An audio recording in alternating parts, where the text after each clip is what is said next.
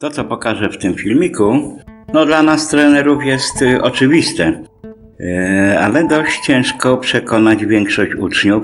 Oni zawsze chcieli kombinować i zrobić to lepiej. Lepiej dobrać amunicję, czoki, lufy, broń, szynę, bakę ustawić. To jest strzał na odległość 20 metrów. Amunicja całkowicie hipotetyczna, idealna. No w sumie nieistniejące, ale do naszych rozważań będzie to wygodne. No taka, która powinna leżeć w Sèvres pod Paryżem jako wzorzec. Rozważymy sobie różnicę tylko w płaszczyźnie pionowej, bo niepotrzebnie się zamotamy, jeżeli będziemy w dwóch płaszczyznach to rozpatrywać, a zasada jest dokładnie taka sama. Wywalamy te błędne czy błądzące śruty na zewnątrz, bo one nam tu nic nie wnoszą. Uznajemy, że wiązka ma 75 cm. Oddajemy strzał. Umówmy się, że to jest rzutek na wysokości oczu, idealnie odlatujący. No i ten idealny strzał, idealnie centralnie, trafienie idealne, rzutek oczywiście się rozlatuje. No i bardzo dobrze, tylko no ta idealna amunicja leży pod Paryżem, jak z niej strzelać. I idealna lufa też pewnie leży pod Paryżem. Dobra lufa na 35 metrów, tak uznają fachowcy, przesunięcie środka wiązki o plus minus 7 cm. My symulujemy strzał na 20 metrów, więc przyjmijmy, że to przesunięcie będzie 5 cm. W ogóle wszystkie przyjęte założenia są dość szacunkowe. No bo na przykład tak, prędkość początkowa śrutu. Skoro jedna firma podaje prędkość początkową na odległości 1 metra, druga na odległości 2,5 metra, trzecia na odległości 0, czwarta podaje w ogóle prędkość jako V, nie podając na którym metrze, więc to porównywanie prędkości troszeczkę się mija z celem, ale do naszych rozważań to też jest nieistotne, bo powiedzmy wszystkie tutaj przyjęte dane są szacunkowe. Chcę tylko pokazać, co się dzieje, jak zmieniamy czoki, amunicję. I proszę bardzo, pierwszy strzał uwzględniający to, że lufa nam przy każdym strzale nie strzela idealnie centralnie. 5 cm wyżej poszedł strzał, ten poszedł 5 cm niżej, rzutek zabity. Teraz uwzględnimy prędkość początkową śrutu. Powiedzmy, że prędkość początkowa, nieistotne na którym metrze, byle jednakowym.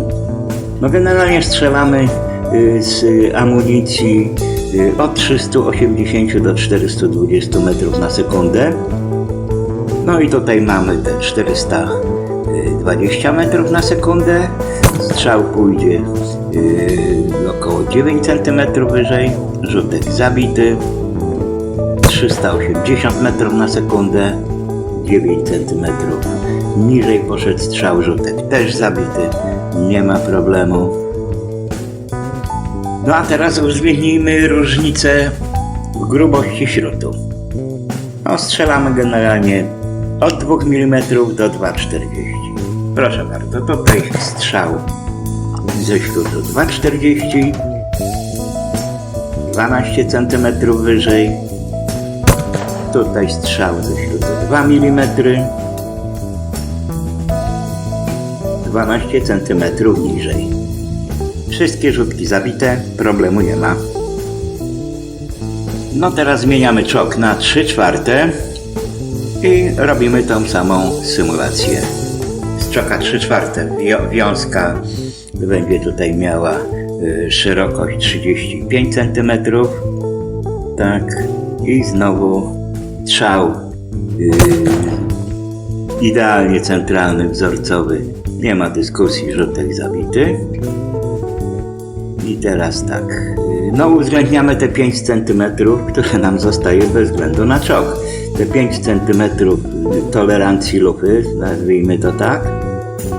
No i tu raz idzie strzał 5 cm wyżej, rzutek zabity, 5 cm niżej też zabity, bez problemów. Uwzględniamy teraz prędkość śrutu. Tutaj mamy strzał prędkością wylotową 420 metrów na sekundę i rzutek zabity. Teraz 380 metrów na sekundę, rzutek też zabity bez najmniejszych problemów.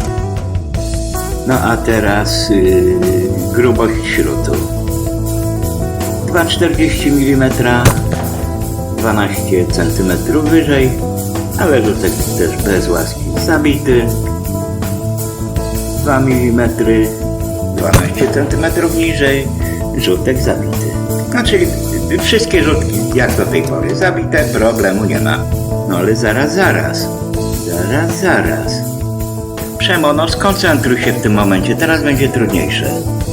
No spójrzmy jeszcze raz na te strzały i proszę bardzo, strzelamy czoka cylindrycznego, strzał wzorcowy, centralny, proszę bardzo, mamy tolerancję ile? 37,5 cm. No w porządku. Uwzględniamy zmianę punktu trafienia. 5 cm, ile nam zostaje? 32,5 cm tolerancji, też rzutek zabity.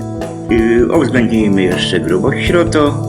Tak, zostaje nam tolerancji mimo wszystko 28,5 cm.